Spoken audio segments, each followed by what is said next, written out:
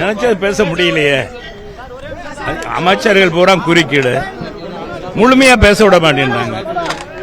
ஒரு கோரிக்கை வைக்கிறேன்னா முழுமையா கேட்டுட்டு நிதி அமைச்சரோ மற்ற அமைச்சரோ பேசலாம் உறுப்பினர். ரெண்டாவது அவங்களுக்கு வாய்ப்பு இருக்கு, ஆளுங்கட்சியா இருக்கு, அவங்க எப்ப வேணாலும் வாய்ப்பு சொல்லலாம். ஆனா எங்களை பேச விட மாட்டேங்கிறாங்க. ஆனா எங்களுக்கு உரிய நேரம் அந்த 15 நிமிடம் தான் சொல்றாங்க. இவங்க குறுக்கீடு பண்றதுனால முழுமையா பேச முடியல. மக்களுடைய பிரச்சனைகளை இன்னைக்கு அரசு அலுவலர்கள், ஆசிரியர்கள் போராட்டம் பண்ணிட்டு இருக்காங்க. அங்கன்வாடி பணியாளர்கள் அவங்க எல்லாம் நிரந்தரம் பண்ணணும்னு சொன்னாங்க, பண்ணினேன், எதுவுமே செய்யல. அதையெல்லாம் முழுமையா சொல்ல முடியல. இன்னைக்கு பாத்தீங்கன்னா ஒரே 20,920 பேர் எடுத்தாங்க ஆசிரியர். எங்க அம்மா அது 78,000 ஆசிரியர்கள் நாங்கள் நியமனம் பண்ணோம். இவங்க 4 வருஷம் ஆச்சு, இன்னும் இருக்கவே இல்லை.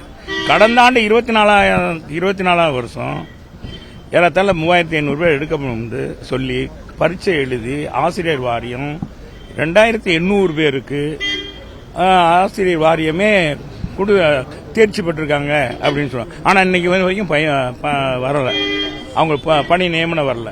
கேட்டால 10 மாதங்கள் சும்மா கிடக்கு. இன்னைக்கு பள்ளிகளுக்கெல்லாம் நிதி ஒதுக்கி இருக்காங்க, ஆனா அது எதுவுமே முழுமை பெறல.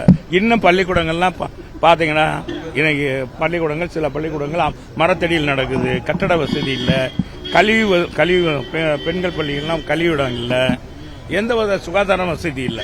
இதனால மாணவருடைய சேர்க்கை வீதம் குறையுது. இதெல்லாம் எடுத்து சொல்ல முடியல. அதுதான் பெரிய தாக்கம்.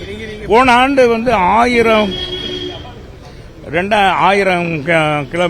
கிலோமீட்டர் கிராம சாலை எடுக்கிறாங்க. அதுக்கு 2,000 கோடி ரூபாய் ஒதுக்குறாங்க. இந்த ஆண்டு அதுவே 6,100 கிலோமீட்டர் எடுக்கிறாங்க கிராம சாலை. அதுக்கு என்னண்டா, அதுக்கு 2,200 கோடி ரூபாய். இது எதனால, இது எப்படி நீங்க மேம்படுத்துவீங்க அப்படின்னு கேட்டா வேற ஏதோ சொல்றாரு அமைச்சர். குறுக்கீடு தான் இதுதான். இதனால முழுமையாக இன்னைக்கு மக்கள் படுகிற வேதனைகள் துன்புகள். இந்த ஆட்சி எது வந்ததிலிருந்து பாத்தீங்கன்னா எது செஞ்சாங்களோ செல்லியா வரி மேல் வரி விதித்திருக்காங்க. வரி குதிரைக்கு இருக்கிற வரியை காட்டிலும் மேல மக்களுக்கு வரி போட்டுருங்க. இதை காட்டிலும் மயிலா ஜீவன், நாய், பூனை, பறவை, மாடு, பன்றி, இதுக்கெல்லாம் வரி போட்டுருங்க. இது மாதிரி போட்ட அரசை பார்த்துருக்குமா? நாடோடி மன்னன் படத்துல எங்க தலைவர் நடந்து வரும்போது வரி கேட்பாங்க, சாலை வரின்னு. இன்னைக்கு நடக்கிறதுக்கு தான் இந்த ஆட்சி வரி போடணும் புள்ளிய, நடக்கிறது கூட வரி போட்டுருவாங்க. நீ இந்த ஆட்சியில் அந்த மாதிரி நிலைமை இருக்குது. ஆனா மக்களுக்கு எந்த பிரச்சனையும் இல்லை. இதையெல்லாம் நாங்க என்னால பேச முடியல. விமான நிலையம் பாருங்க, கடந்த ஆண்டு 2024 மாண்புமிகு முதலமைச்சர் ஓசூர்ல அறிவிக்கிறார். அறிவிக்கப்பட்ட அந்த விமானம் இதுவரைக்கும் பூமி பூஜை போடல. இதே காட்டில் என்னன்னா ராமேஸ்வரத்தில், ராமநாதபுரம் மாவட்டம் ராமேஸ்வரத்தில் விமான நிலையம் அமைக்கப்படும். இருக்கிறதோ 1 வருஷம், இவங்கள சொல்றதோ நீண்ட கால பணம். இதெல்லாம் ஒரு விளம்பரத்துக்காக இந்த அரசாங்கம் ஒரு விளம்பரத்தை தேடுகிறதே ஒழிய மக்களுக்கான பிரச்சனையை, மக்களுக்கான தீர்வுகளை இந்த அரசாங்கம் எடுக்கவில்லை என்பதுதான் என்னுடையது. இன்னும் நிறைய பேச வேண்டிய கருத்துக்கள்லாம் நான் பேச முடியல. அதனால அதையெல்லாம் நான் இங்கே சொல்ல முடியாது. பதிவானது மட்டும் நான் சொல்லுகிறேன். கொடுக்கலையே.